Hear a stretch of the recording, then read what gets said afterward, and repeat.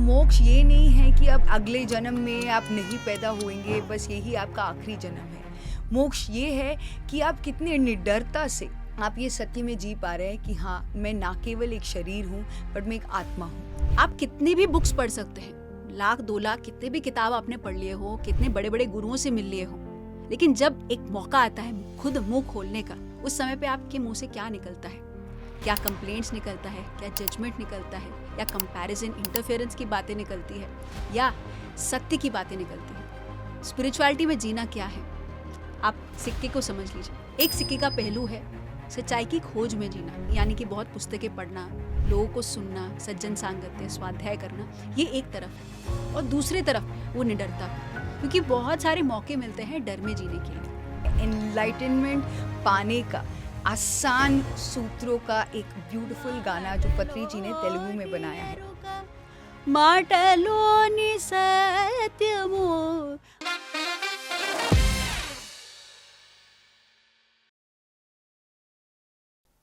आप में से बहुत सारे लोगों के घरों में पिरामिड ध्यान जगत PSSM की द्वैमासिक पत्रिका आती ही होगी।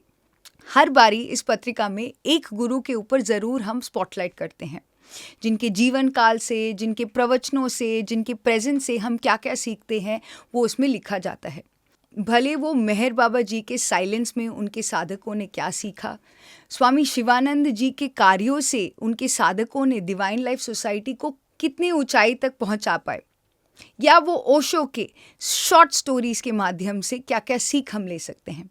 लेकिन ब्रह्मश्री पत्री जी अपने आप को कहते थे, मैं लंबे लंबे स्टोरीज या प्रवचन वाला नहीं हूँ, मैं नुस्खे और सूत्र सबको बताता हूँ।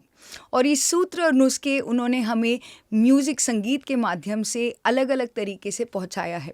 आज के क्या ख्याल है कि एपिसोड में हम आपके समक्ष प्रस्तुत करने वाले हैं एनलाइटनमेंट पाने का आसान सूत्रों का एक ब्यूटीफुल गाना जो पत्री जी ने तेलुगु में बनाया है।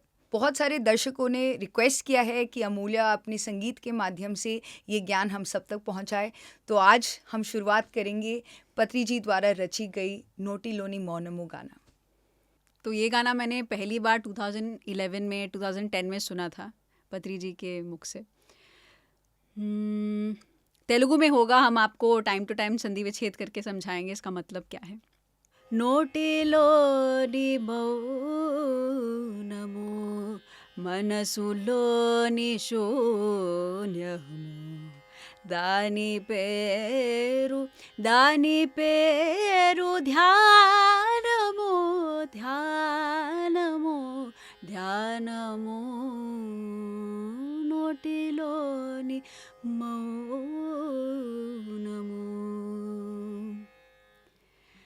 तो ये पहला सूत्र है। हर एक सूत्र में 2 इम्पॉर्टेंट पॉइंट्स पत्री जी ने कवर किया है। तो पहला सूत्र जो है वो ध्यान पर है। तो ध्यान में 2 बातें हैं। अगर हम जानना चाहें कि किसको ध्यान कहते हैं, क्या ध्यान है या क्या ध्यान नहीं है, तो सबसे पहला पॉइंट यही है, तो मुंह कम्प्लीटली साइलेंट होना चाहिए, यानी कि कोई चांटिंग नहीं, यानी कोई जप नहीं, हमारा मुंह का कोई काम नहीं। तो सबसे पहला ये पॉइंट है कि हमारा मुंह बंद होना चाहिए।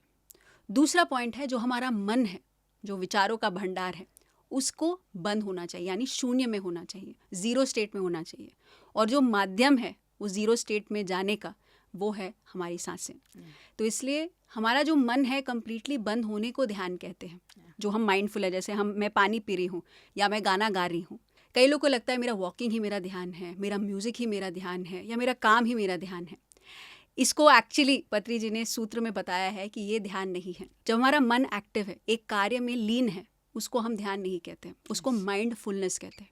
तो इसलिए हमारा जो मन शून्य होना और हमारा मुंह बंद होना, इन दोनों पॉइंट्स को हमें याद रखना है, और इसी को हम ध्यान कहते हैं।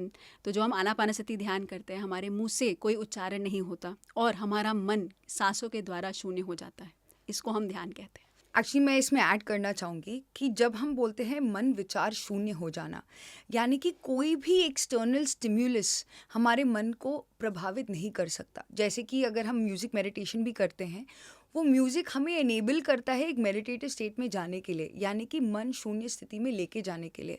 बट म्यूज़िक के बिना भी हम उस मन शून्य स्थिति को लेके जा सकते हैं। मन को पूरी तरह से शून्य हो जाना है।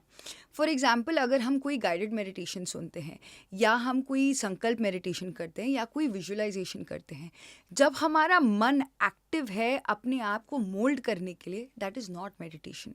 वो एक तकनीक है जहाँ पर हम अपने ब्रेन को प्रोग्राम कर रहे हैं, अपने माइंड को प्रोग्राम कर रहे हैं, बट जो असली रस है एनलाइटनमेंट का जो हम ध्यान के माध्यम से प्राप्त कर सकते हैं, that is not that meditation. Meditation एक ऐसी स्थिति है जहाँ पर आपका बाहरी इंद्रियों से जो भी नाता है वो कट हो जाता है, और कट होते ही इमीडिएटली जब हम अंतर्मुखी हो जाते हैं, आप रियलाइज करते हैं कि मन अलग है और आप अलग हैं। आप मन को देख रहे हैं, मन में जो चीज़ें चल रही हैं उसको देख पा रहे हैं, और जो आप है वो सांसों के साथ एक हो जाते हैं। तो ये एक बहुत फाइन ट्यून्ड डिफरेंस है जो बहुत साधना के बाद हमें समझ में आने लगता है कि मैं मन नहीं हूँ, मैं एक्चुअली वो हूँ जो देख रहा है कि मेरे मन में क्या क्या चल रहा है। और जब मैं ये देखता हूँ कि मन के अंदर क्या क्या चल रहा है, मेरे पास उस समय एक ऑप्शन और चॉइस भी मिल जाता है कि मैं सांसों के साथ एक होकर मन की जो आवाज़ है, उसकी वॉइस है, उसका जो वॉल्यूम है उसको लो कर दूँ और अपने आप के साथ साइलेंस में रहूँ। तो उस स्थिति को पत्री जी ने इस सूत्र में बताया है, वो ध्यान है जहाँ पर आपका मन शून्य हो जाता है, विचार रहित नहीं, आपने उसका वॉल्यूम पूरी तरह से कम कर दिया है और आप अपने रियल ट्रू सेल्फ की स्थिति में आप एक्सपीरियंस कर रहे हैं। तो मेडिटेशन या ध्यान का जो पहला सूत्र पत्री जी ने हमें दिया है वो है बाहरी आवाज़ों से पूरी तरह से शून्य हो जाना। तो आनापानसति ध्यान के अलावा बहुत सारे ध्यान आपको देखने को मिलते हैं, जैसे संकल्प ध्यान, एफर्मेशंस के साथ ध्यान, चांटिंग का ध्यान, या कोई संकल्प लेके ध्यान करना। ये सारे तरीके के मेडिटेशंस एग्जिस्ट करते हैं, लेकिन एक्चुअली ये मेडिटेशन नहीं है पत्री जी के सूत्रों में। क्योंकि क्या है, जब आप कोई चांटिंग या कोई संकल्प या कोई एक शब्द लेकर आप ध्यान में बैठते हैं, यहाँ पे आप एक्चुअली इन्वॉल्व हो रहे हैं उस पर्टिकुलर संकल्प में। जब हम ध्यान करते हैं एक्चुअली बहुत सारे विचार आते हैं जो अभी प्रेजेंट मोमेंट के नहीं होते, पास्ट या फ्यूचर के होते हैं। उस संकल्प से जुड़े भी और विचार निकलते हैं जो हमारे विकल्प है या संकल्प है। अब इस समय पे आप इन्वॉल्व्ड हैं, दो तरीके से एक्शन होता है, एक इन्वॉल्वमेंट या एक दूसरी तरीके से ऑब्जर्वर स्टेट में रहना। क्योंकि हम संकल्प लेते हैं, हम कंप्लीटली इन्वॉल्व होते हैं उस पर्टिकुलर संकल्प में। अब जब हम इन्वॉल्व होते हैं, हम उसके बियॉन्ड और कुछ देख नहीं पाते। तो अगर विचार आ भी रहा है, हम कंप्लीटली उस विचार में डूबे हुए हैं, हमारा मन शून्य एक्चुअली हुआ नहीं है। और एक दूसरे तरीके का जो एक्शन है जो हम विचारों के प्रति रख सकते हैं वो है एक ऑब्जर्वर स्थिति, यानी कि एक साक्षी भाव में रहना। मैं विचार नहीं हूँ, मुझे विचार आ रहे हैं। और जब हम इस ऑब्जर्वर स्थिति से थॉट्स को देखने लगते हैं, और बहुत सारे लोगों को यही डाउट रहता है कि यार बहुत विचार आ रहे हैं, वो जा ही नहीं रहे हैं। आप ये नोटिस कीजिए, जब आप एक स्टेप बैक लेते हैं, जब आपको वो विचार आ रहा है, ये मुझे विचार आ रहा है, ये विचार मैं नहीं हूँ, जब हम इस स्थिति में ही आ जाते हैं और वहीं से शुरू हो जाता है हमारा मन शून्य हो जाना। तो इसको मैं एग्जाम्पल के फॉर्म में समझा सकती हूँ। यानी कि जैसे म्यूज़िक बजता है मेडिटेशन के समय पे, एक विचार आता है कि अरे यार म्यूज़िक थोड़ा कम हो जाता तो अच्छा होता। ये हमारा विचार है जो इन्वॉल्व विचार है, ये हुआ इन्वॉल्व विचार। और जो ऑब्जर्वर यानी साक्षी विचार ये है कि म्यूज़िक अच्छा लग रहा है, तो इसमें मैं नहीं हूँ, अच्छा लग रहा है। जब हम ऑब्जर्वर स्थिति में जाते हैं तो हम म्यूज़िक के साथ भी इन्वॉल्व नहीं हैं, हम अपने विचारों के साथ भी इन्वॉल्व नहीं हैं। तो इसलिए पहला सूत्र यही है कि हमारा मुंह बंद होना चाहिए और जो मन है उसको शून्य होना चाहिए। जो दूसरा सूत्र आ जाता है मेरे हिसाब से तो वो सबसे इम्पोर्टेंट सूत्र है, क्योंकि ये एक यार्डस्टिक है, ये एक टेस्ट है कि हम कितना ज्ञान में जी रहे हैं, हम कितने समय सत्य में जी रहे हैं, हम कितने समय अवेयरनेस में जी रहे हैं। अगर ये हम जानना शुरू कर दिए, हम सही मायने में ज्ञानी कहला सकते हैं। आत्मज्ञानी, ब्रह्मज्ञानी बहुत अलग अलग बातें। क्या हम जीवन में सही मात्रा में जो ज्ञान हम प्राप्त कर रहे हैं, क्या हम उसके साथ जी रहे हैं, उसके लिए पत्री जी ने हमें ये सूत्र दिया है। మాటలోని ఎరుక మాటలోని సత్యము మాటలోని ఎరుక మాటలోని సత్యము దాని పేరు జ్ఞానము జ్ఞానము జ్ఞానము నోటిలోని మౌనము। माटा यानी कि आपके शब्द, आपकी बातें, आपकी बातों में अवेयरनेस होना चाहिए, जागरूकता होनी चाहिए, आपकी बातों में सत्य भरा होना चाहिए, तभी आप एक सही मायने में ज्ञानी कहला सकते हैं। अवेयरनेस को इतना बड़ा दर्जा दिया है पत्री जी ने अपने दूसरे सूत्र में एक ज्ञानी होने का। अवेयरनेस अलग अलग प्रकार के होते हैं, body level, mind level, soul level के अवेयरनेस। हमारी अवेयरनेस के लेवल के हिसाब से हमारे बातों में उतना ही स्पष्टता और सत्य भी भरा होता है। अगर कोई इंसान सिर्फ अपने आप को बॉडी समझता है, अपने आप को शरीर समझता है, उनकी बातों में ज़्यादा से ज़्यादा आप देखेंगे कि वही सत्य बार बार ही वो दोहराते रहते हैं। अगर कोई उनके जीवन में कोई भी प्रॉब्लम आता है, वो किसी इंसान या किसी पर्सन के साथ ही वो लिंक करते रहते हैं और उनकी बातों में वो सत्य की वाणी भी उतनी तक ही सीमित होती है।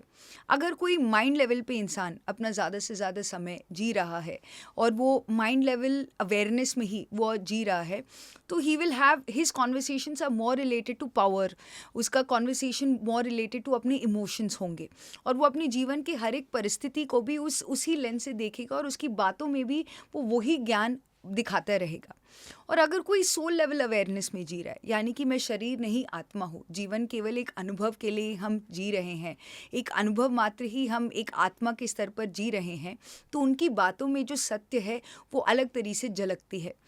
अगर हम एक कॉमन एग्जाम्पल ले कि आपकी बातों में कितनी सत्य है, कितना अवेयरनेस है, आप ये देखिएगा कि आप दिन में कितने बारी कंप्लेंट करते हैं या किसी के निजी मामले में हस्तक्षेप करते हैं या जज करते हैं या आप इंटरफियर करते हैं किसी और की बातों में। आप ऑटोमेटिकली देख सकते हैं कि आप किस लेवल के ज्ञान में आप जी रहे हैं। क्या बॉडी लेवल, माइंड लेवल या सोल लेवल की अवेयरनेस में आप जी रहे हैं। अगर आप ज़्यादा से ज़्यादा कंप्लेंट मोड में रहते हैं तो आपको समझ में आ जाएगा कि आपका ज्ञान अभी भी आप बॉडी लेवल अवेयरनेस में ही आप जी रहे हैं। अगर आप ज़्यादा से ज़्यादा सर्कमस्टांस, सोसाइटी, लोग, परिस्थितियों के ऊपर अपने जीवन की परिस्थितियों के ऊपर ब्लेम करते रहते हैं या आप दूसरों की लाइफ में इंटरफेयर करते रहते हैं, तो आप ज़्यादा से ज़्यादा माइंड लेवल अवेयरनेस में जी रहे हैं। और अगर आप रियली एक सोल स्थिति में जी रहे हैं, आप हर एक को जैसे वो है उनको एज इट इज़ एक्सेप्ट करेंगे। आप अपना मुंह तभी खोलेंगे जहाँ पर बहुत आवश्यक है। आप अननेसेसरी टिप्पणी नहीं देंगे। अगर कोई आपको आके पूछता है कि मुझे ऐसे कोई हेल्प चाहिए या मैं कुछ सलाह मांग रहा है, तब भी आप 10 बारी सोचोगे क्या आपका मुंह खोलना आवश्यक है या अनावश्यक है। ज्ञान का जो यार्डस्टिक दिया है पत्री जी ने कि आप सही मायने में एक ज्ञानी हो कि नहीं, भले वो इंसान कितना भी सीनियर मास्टर क्यों ना हो, may be he is a beginner meditator also, हम उनकी वाणी से बता सकते हैं क्या वो सही मायने में ज्ञानी है कि नहीं। अगर कोई स्टेज पर एक प्रकार की बातें करते हैं और वो स्टेज उतर के किसी और तरीके से बर्ताव करते हैं, तो आपको समझ में आ जाएगा क्या वो ज्ञानी है कि नहीं। और ये जो सूत्र है किसी और को बताने के लिए नहीं है। अगर आप सही मायने में एनलाइटनमेंट, आत्मबोध की प्राप्ति के मार्ग पर चलना चाहते हैं, तो ये सूत्र बहुत आसान है अपने आप को चेक करने के लिए, क्या मैं सही में ज्ञान में जी रहा हूँ कि नहीं जी रहा हूँ। एक छोटा सा एग्जाम्पल मेरे साथ रिसेंटली हुआ है। मैं और मेरी फ्रेंड बात कर रहे थे और मैंने बातों बातों में कहा, अरे मुझे तो ये पहले से ही पता है। उस समय मेरा वो बोलना अनावश्यक था। मुझे ये बाद में जब मैं सेल्फ चेक कर रही थी, मैं नहाते समय मैंने सोचा कि ये जो मैंने सेंटेंस कहा मुझे पहले से ही पता है, क्या वो आवश्यक था कि नहीं। और अगर अनावश्यक था तो वो किस भाव से मेरे मुंह से निकला। तो मैंने उस समय जब इंट्रोस्पेक्ट करके देखा तो कहीं ना कहीं पे वो एक अहंकार का जो एक बीज था, उस बीज से उत्पन्न हुआ था ये शब्द। इमीडिएटली मुझे समझ में आया, ओके अभी मेरा ईगो बहुत एक्ट कर रहा है, तो अभी मुझे क्या करना है, अपने ईगो को चेक पे लाना है। तो अगर आप सही मायने में एक ज्ञानी स्थिति में जीना चाहते हैं, आपको हर समय अपने आप को चेक करते रहना है कि आपका मुख खोलना आवश्यक था कि नहीं, क्या आपके मुख में सत्य है कि नहीं, क्या आपका मुख खोलना में जागरूकता है कि नहीं। अगर मैं जागरूक थी कि ये जो शब्द मेरे अंदर से निकल रहे हैं वो एक अहंकार की स्थिति से उत्पन्न हो रहे हैं, मैं अपना मुंह नहीं खोलती, इसलिए वो अनावश्यक शब्द थे। अगर मैं जागरूकता में होती तो मैं डेफिनेटली जानती कि अगर वही शब्द अगर मुझे प्रयोग करने होते तो मैं उसको किसी और तरीके से, वही बात को किसी और तरीके से भी दूसरे पर्सन तक बता सकती थी। तो ज्ञान में जीना एक हर पल हर क्षण का अवेयरनेस का एक डिपस्टिक है, हमारे लिए एक टेस्ट है कि हम कितना ज्ञान में अपने जीवन को जी रहे हैं। చేతలోని న్యాయమో చేతలోని వినయమో చేతలోని న్యాయము చేతలోని వినయము దాని పేరు ధర్మము ధర్మము ధర్మము నోటిలోని मौनमु। चेत यानी कार्य, जो हम काम करते हैं। हर एक काम जो हम करते हैं, जैसे हमने पहले 2 सूत्रों में जाना है कि ध्यान बहुत आवश्यक है। दूसरे सूत्र में हमने जाना कि हमें मुंह बहुत अवेयरनेस से ही खोलना चाहिए। और जो तीसरा सूत्र है, हम जो भी कार्य करते हैं उस कार्य को कैसे करने चाहिए। तो पहला जो ये पॉइंट है कि जो भी हम कार्य करते हैं उसको न्याय के साथ करना चाहिए, यानी जस्टिस के साथ। अक्सर हमारे पास डिफरेंट सिचुएशंस होते हैं जहाँ पे हमें कोई कार्य में एक एक्शन करने के पहले एक चॉइस रहता है, कैसे मैं वो कार्य करता हूँ। जब वो कार्य न्याय में रहता है, आप बोल सकते हैं कि यस, मैं धर्म के साथ जी रहा हूँ। जब हम न्याय के साथ नहीं करते हैं, उसको अधर्म में जीना कहते हैं। न्याय कैसे?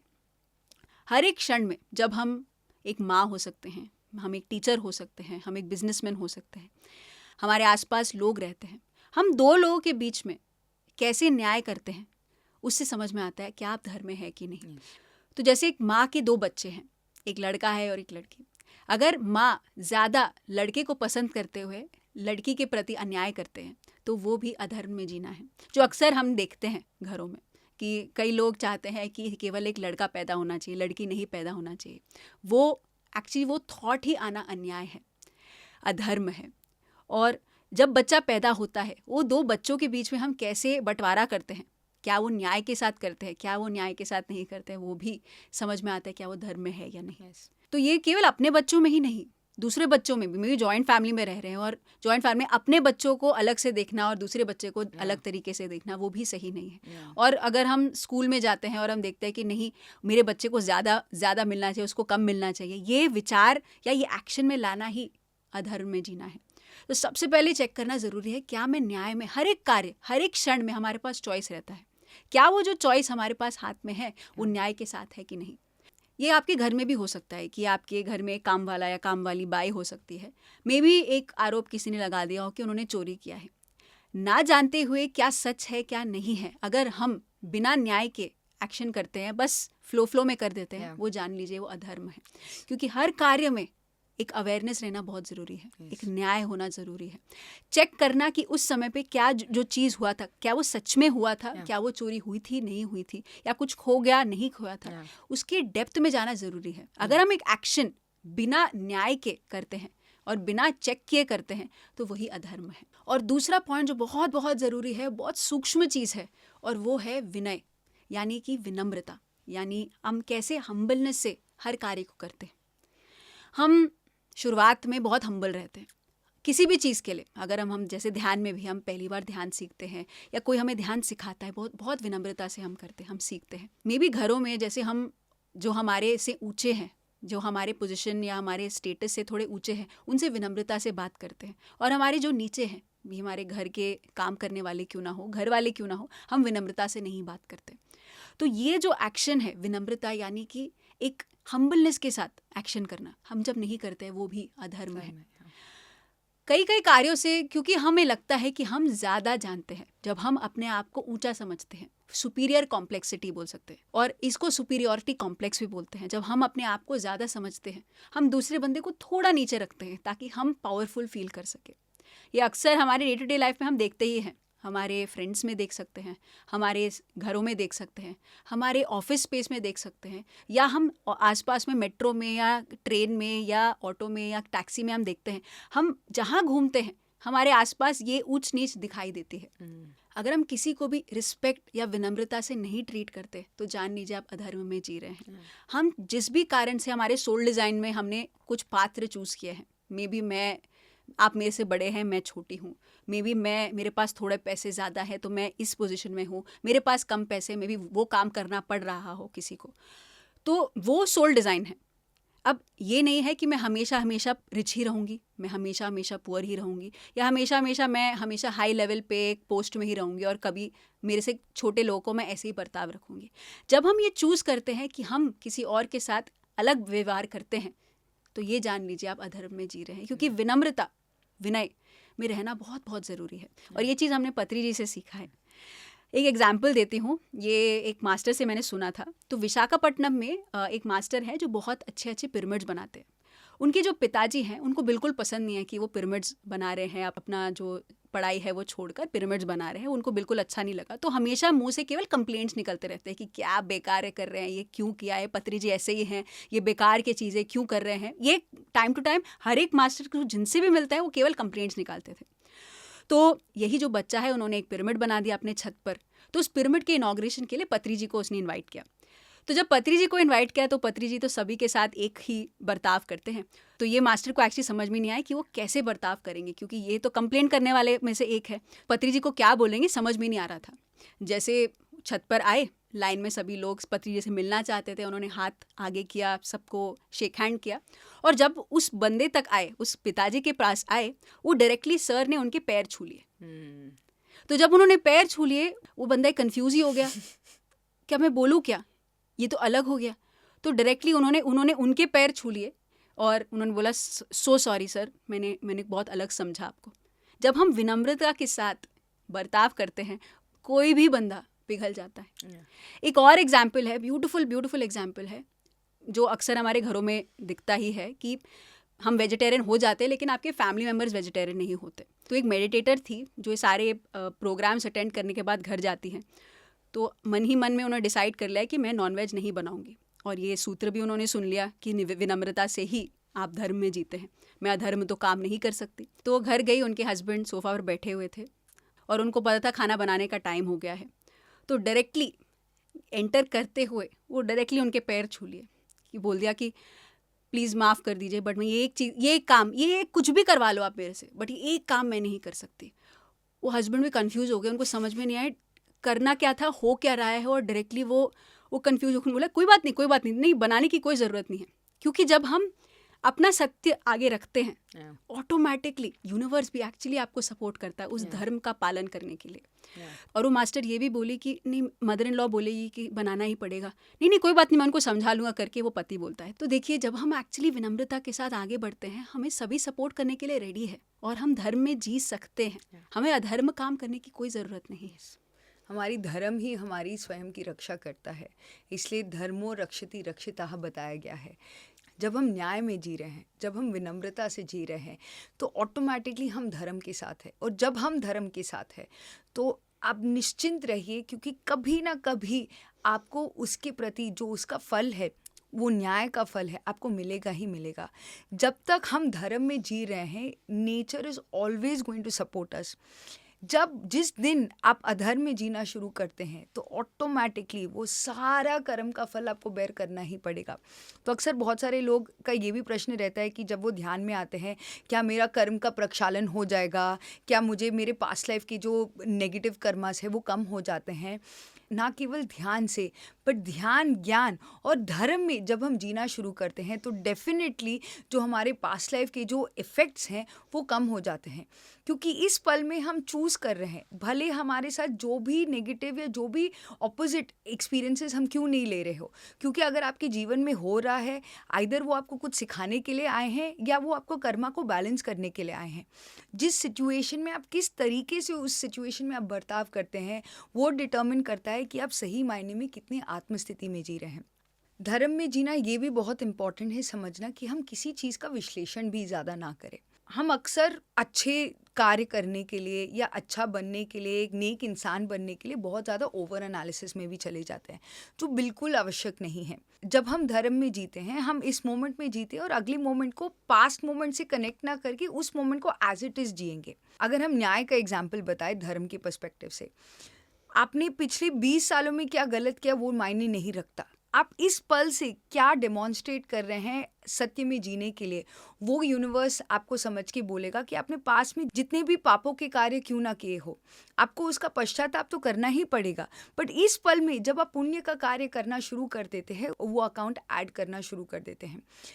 हम अक्सर एनालाइज करते हैं अपने आप को, अपने एक्शंस को, अपने अनुभवों को, किसी दूसरों के अनुभवों को, और स्पिरिचुअलिटी में आके अक्सर जो ओवर थिंकर्स नहीं भी थे वो भी ओवर थिंकर्स बन जाते हैं। बिकॉज हर पल में हम अपने आप को चेक करते रहते हैं कि मैं सही कर रहा हूँ कि नहीं, क्या मैं धर्म में जी रहा हूँ कि नहीं।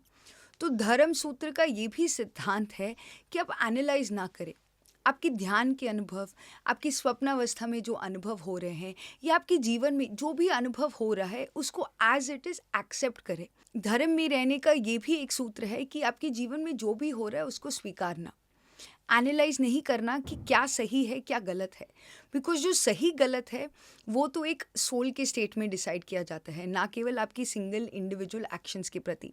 बट अगर आपको स्वयं को चेक करना है कि आप धर्म में जी रहे हो कि नहीं, बस आपको खुद, आपको इंट्यूशन से आपको पता चल जाएगा, हाँ मुझे यहाँ पर मैंने न्याय से कार्य किया।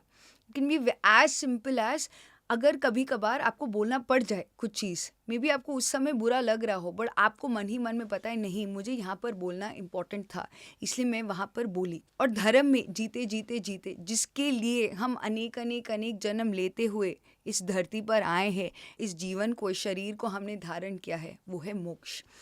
और मोक्ष का सूत्र बहुत अद्भुत तरीके से पत्री जी ने बताया है। ఆత్మలోని శాంతము, ఆత్మలోని అభయము, ఆత్మలోని శాంతము, ఆత్మలోని అభయము, దాని పేరు మోక్షము, మోక్షము, మోక్షము, నోటిలోని मौनमु। क्या आपकी आत्मा शांत है? क्या आपकी आत्मा हर पल एक आनंदित स्थिति में जी रही है? क्या आपकी आत्मा सही मायने में एक निडरता में, एक निडर भाव से अभय स्थिति में जी रही है? अगर आप इस स्थिति में जी रहे हैं हर पल, तो आपने मोक्ष की प्राप्ति कर ली। मोक्ष किसी तीर्थ स्थान पे जाकर, यहाँ बहुत भक्ति भाव में रहकर या किसी ब्रह्मलीन स्थिति में हो जाना मोक्ष नहीं है। या कोई गुरुजी के सानिध्य से ही मुझे मोक्ष मिलेगा, ये भी मोक्ष में जीना नहीं है। मोक्ष में जीना यानी कि हर पल एक शांत स्थिति में जीना, ना केवल आनंद, एक शांत स्थिति, यानी कि बाहरी दुनिया में कुछ भी उतल पुतल क्यों ना हो, आप अंदर पूर्ण तरीके से स्थित हैं, आप शांत है। मैं इसको जब भी ऐसे विजुलाइज करती हूँ कि शांत कैसा है, एक आत्मा की शांति, तो हम नेचर में देख सकते हैं। जैसे तरंगे, अलग अलग लहरें होती हैं सी के ऊपर, समुंदर के ऊपर, पर जैसे जैसे जैसे आप और उस समुंदर के नीचे गहराई में जाना शुरू करते हैं, वहाँ पर आपको सिर्फ शून्यता मिलेगी, सिर्फ शांति मिलेगी, सिर्फ सन्नाटा है। वो है एक आत्मा की रियल स्थिति में जीना। बाहरी दुनिया में कुछ भी क्यों ना हो, आपको एक फाइनेंशियल चैलेंज आ सकता है, मे बी आपके जीवन में एक बहुत एडवर्स मृत्यु का परिस्थिति क्यों ना हो जाए, मे बी आपको एक ऐसी बीमारी हो चुकी है जो मे बी आप, जिसकी वजह से आपका डेथ निश्चित हो चुका है, किसी भी एक्सट्रीम परिस्थिति में भी क्यों ना हो, जब आप मन के अंदर पूरी तरीके से स्थिर हैं, आप अंदर शांत है, तो आप सही मायने में एक मोक्ष की स्थिति को आप प्राप्त कर चुके हैं। तो मोक्ष ये नहीं है कि अब अगले जन्म में आप नहीं पैदा होंगे, बस यही आपका आखिरी जन्म है। मोक्ष ये है कि आप कितने निडरता से आप ये सत्य में जी पा रहे हैं कि हाँ, मैं ना केवल एक शरीर हूँ, बट मैं एक आत्मा हूँ। तो इस सूत्र में एक्चुअली 2 पॉइंट्स हैं। सबसे पहले शांति में जीना और दूसरी चीज़ निडरता से जीना। तो निडरता एक्चुअली श्री कृष्ण ने भगवद गीता में बहुत अद्भुत तरीके से पहले श्लोक में बताया है। क्लैभ्यम मास्म गमः पार्थ न एतत् त्वयि उपपद्यते शूद्रम हृदय दौर्बल्यम त्यक्त्वोत्तिष्ठ परन्तप। यानी कि जो नीच निकृष्ट चीज़ है वो है डर। डर में जीना। श्री कृष्ण है, बहुत ज्ञानी है, आत्मज्ञानी है, वो तो बड़ी बड़ी बातों के बारे में कर सकते थे, लेकिन उन्होंने निडरता में जीने को कहा। तो पत्री जी भी बहुत ब्यूटीफुली इसको कहते हैं कि स्पिरिचुअलिटी में जीना क्या है। आप सिक्के को समझ लीजिए। एक सिक्के का पहलू है कि जितना सच्चाई की खोज है, सच्चाई की खोज में जीना, यानी कि बहुत पुस्तकें पढ़ना, लोगों को सुनना, सज्जन सांगत्य, स्वाध्याय करना, ये एक तरफ है। देखिए, पूरा तरफ जो सिक्के का दूसरा तरफ ही डेडिकेट कर दिया वो निडरता पे, क्योंकि बहुत सारे मौके मिलते हैं डर में जीने के लिए। कई लोगों को मेरे जैसे डेथ एक्सपीरियंस और नियर डेथ एक्सपीरियंस दोनों हुआ होगा, जहाँ पे आपको ये समझ में नहीं आता कि नेक्स्ट मोमेंट पे क्या होगा। नेक्स्ट मोमेंट पे आपके सामने जो आपके पिताजी है वो अगली सांस लेंगे कि नहीं लेंगे, उस समय पे अंदर क्या फील कर रहे हो। And I feel really wonderful कि उस समय पे शांति के साथ साथ मैं निडरता में जी रही थी कि मुझे कोई डर नहीं है कि अगले क्षण में क्या होगा। वो ट्रूली एक मोक्ष की स्थिति है। और वो पत्री जी इतनी ब्यूटिफुली, इतनी सिंप्लिसिटी के साथ समझाते हैं कि निडरता में जीना ही रियली स्पिरिचुअलिटी में जीना है। और हमारे पास बहुत क्षण होते हैं, हर बार एक सिचुएशन हमारे सामने आता है, वो पैसों के प्रति हो सकता है, वो डेथ के प्रति हो सकता है, वो हेल्थ के प्रति हो सकता है। मे बी इस समय पे गला खराब हो गया होगा, इस समय पे क्या आप टेंशन में जी रहे हैं कि ओनो गला खराब हो गया, कल प्रोग्राम है, कैसे जा पाऊंगी, बिल्कुल नहीं हो पाएगा। क्या उस समय पे आप शांति महसूस कर रहे हैं अंदर? क्या आपको डर लग रहा है कि मैं बाहर कैसे जाऊंगी, मुझे दवाई लेना पड़े तो? अगर ये विचार आपके मन में आ रहे हैं, आप चेक कर लीजिए कि आप मोक्ष की स्थिति में है कि नहीं। ये बहुत सूक्ष्म चीज़ है। पत्री जी ने इन 4 सूत्रों में एक्चुअली छोड़ के चले गए ऐसा लग रहा है, और एक्चुअली हमें किसी भी चीज़ की ज़रूरत नहीं है, ये 4 सूत्र काफ़ी है। पहला सूत्र ध्यान, क्योंकि लाइफ में एक्चुअली ध्यान को प्रैक्टिकली इम्प्लीमेंट करना है।